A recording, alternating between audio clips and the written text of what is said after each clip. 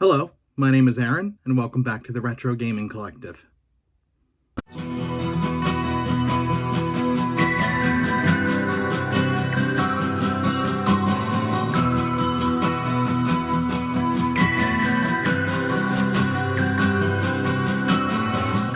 I have a little bit of an interesting week for you guys. As usual, the thrift stores have been slim pickings. So you'll see that I found a couple little things out. I went to a couple different places, but they are just slim. I'm going to show you some footage of the places where I found nothing, just so you can see what's actually out there right now. It is slim. Now, having said that, we are approaching garage sale season, spring cleaning. So for a game collector, this is like, it's Christmas for all of spring. So I actually had a friend reach out to me from church who knows that I'm a collector and said, hey, we got this stuff that we don't want. Do you know how much it goes for? And I will show you that at the end of the video. But until then, let's see what we found at thrift stores. And so our hunt begins at Goodwill number 1. This is my favorite Goodwill. I go here several times a week because it's so close. And it's actually going to be several trips that you're going to see here. First time I went, I found some really cool VHSs, a couple Power Rangers and the Creepy Crawlers. Then I went back and found Assassin's Creed 2, which is my favorite Assassin's Creed. I have beaten it, but I don't own it physically, so for 99 cents, why not? And then I found disc-only Guitar Hero 5. Really good deal. I also went up to the city of Wilmington for the DMV, womp womp. But I figured while I was there, I'd hit some thrift stores, and I found this Salvation Army, and it was a mess. They did not have much of anything at all. Just kind of your standard sports games. But I figured I'd poke through them and see if there was anything interesting. I was only kind of interested in this NFL Fever just because it was an exclusive, but not for $3. I'll find it somewhere else. Then I went back to this other Goodwill. I found some good things here in the past, some sealed Wii games, but it was thrashed as well. Look at this. And this is the most disappointing thing when you open up a game that's like a $10 game and it is empty. Somebody just took it. People are the worst. But nothing else good here this time. Still going to poke through and see what else I can find. Nothing good. Finally, back at Thrifty's. Again, one of my favorite stores to go to. Found so many things here. And again, now it's Prime Thrift Shop and they're going to be switching things up. But I didn't find a ton here other than this Black Ops and Modern Warfare 2. Modern Warfare 2 was destroyed, but I picked up that Black Ops. So like I said, not a whole ton found in thrift shops, but I did want to show you what I would call my find of the week. And I have it all sitting here on my lap. It's not a ton of stuff, but some really, really good quality stuff. Now, I got a text Saturday from a friend from church, and she said that she and her husband had come across her old NES from when she was a little girl. It's complete in the box. She had a few games with it. She sent me a picture, and I'm going to show you the picture. It's going to be either here or here. But this is the picture she sent me, and she said, how much does this stuff go for? Because we have an interested buyer, and I am like, hey, I would be interested to buy it personally, but if you're going to sell it, it's worth about this much. And I kind of broke it down for her, and said, this is, kind of what it's worth. And she said, well, what if I just sell it all to you for $100? And I'm like, sold. So what's really cool about this is, and a piece of advice that I want to give you, other collectors, make sure that your friends and family know that you're a game collector. Because situations like this will occur. They'll find stuff that they don't want anymore, and they'll come to you and make you really good offers, like what I just got. So thankfully for me, I'm actually a worship leader at our church. So I am in front of a lot of people. And I'm pretty sure that every one of those people not only knows how I feel about Jesus, but how I feel about video games. So without further ado, let's kind of dive into what she sold me for $100. So I'm going to start with some of the lesser stuff and then work my way up. So I have this random box of Frogger for Game Boy Color. It's got nothing in it, but it's a box, and I'll probably find this game somewhere. So I'm going to hold on to that.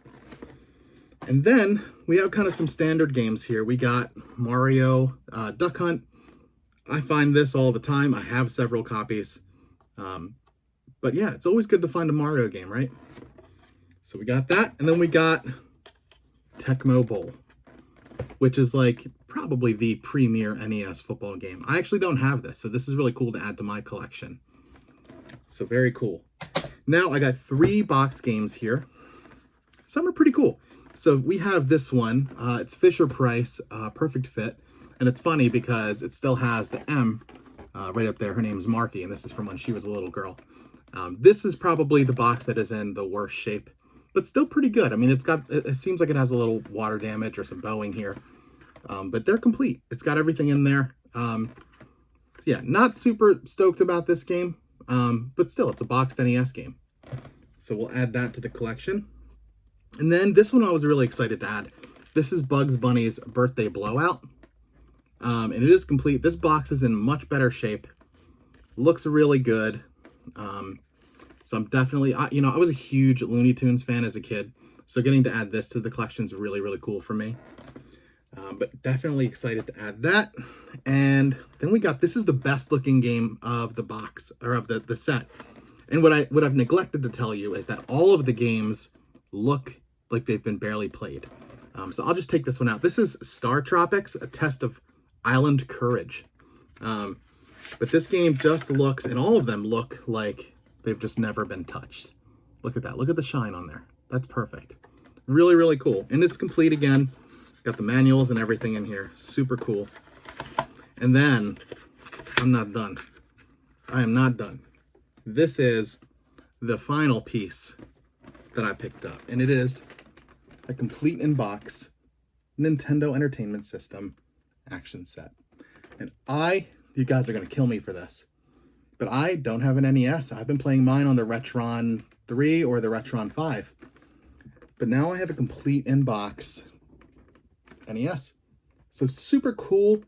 And I gotta say, everything's in great shape. The plastics in here, the posters, look like they've never been touched. They are folded up nicely in the plastic. Really cool. And the box is just, I don't know if you can see it on there, but there's a little bit like of damage over here, but it's in killer shape. Like absolutely killer shape. So now that we've gone over this, I'm going to show you everything that we got all together over here. And then what we're going to do is come up with a value for everything. I'm going to tell you what I paid for everything. We'll see how we did. So let's dive in. Not a bad lot for the week, right? So I did not include these in my total, but I got Creepy Crawlers, Night of the Creepy Crawlers. I've never heard of this, but it says for screening purposes only, whatever that means.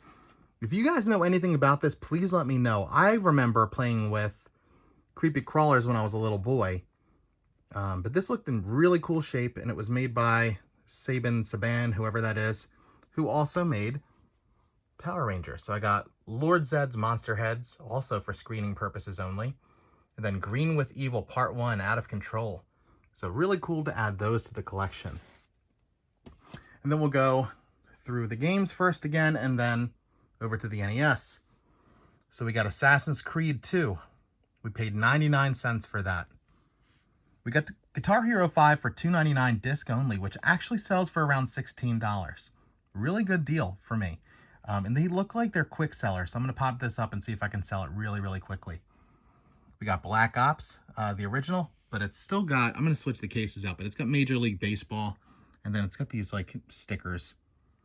I don't know why the sports games do that, but makes it very difficult for collectors wanting to switch out cases. We got this Frogger box, which I'm not going to include. We got Star Tropics. Now, this actually goes for $45 in box. Really, really cool. We got Bugs Bunny Birthday Blowout. We got Fisher-Price Perfect Fit. We got Tecmo Bowl. And then we got Mario Brothers Duck Hunt. And finally, the NES action set. So let's talk about how we did. So guys, it was a pretty good week. All in all, I paid $105.39 for everything that you just saw. And we're looking at as of what's today, the 26th or 27th, I don't even know. They're all running together anymore. But as of today in price charting, we're looking at a total value of $352. Now, I've seen the NES set go between $250, some are $300, but then as low as $200. So anywhere in there, probably $350, $375 total is what we're looking at. But really, really good. We almost quadrupled our money. And that's exactly what we want. But thank you guys so much for watching this video. If you have any questions for me about game hunting or anything that we found, if you have any tips for me, I am all ears. You can like, comment, and subscribe. If you like this kind of content, I also talk about my PS5 a lot, do game room tours, things like that. Or you can follow me on Instagram at the Retro Gaming Collective, where I will sometimes post pictures of things from my collection or things that I find before I do videos. But until next time, thank you guys again so much, and happy hunting.